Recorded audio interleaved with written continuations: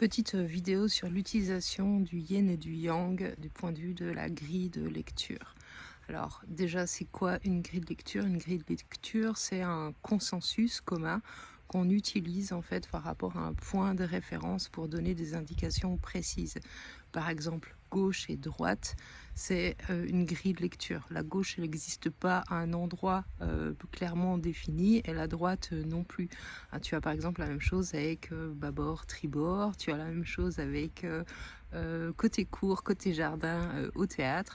Et du coup, en fait, tu as plein de possibilités de grilles de lecture. Le yin et le yang sont des grilles de lecture de mouvement.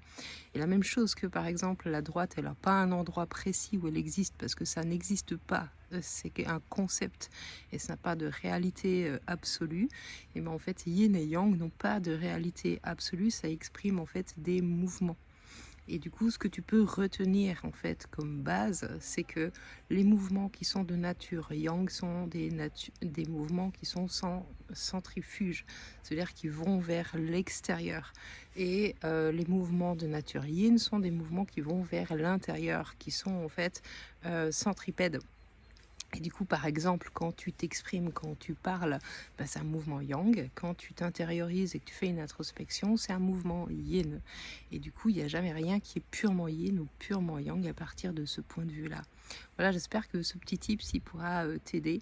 Et parce que moi, j'ai vraiment à cœur de transmettre les principes de la médecine chinoise, du taoïsme, comme étant des grilles de lecture et des utilisations applicables, réalistes et concrètes dans ta vie.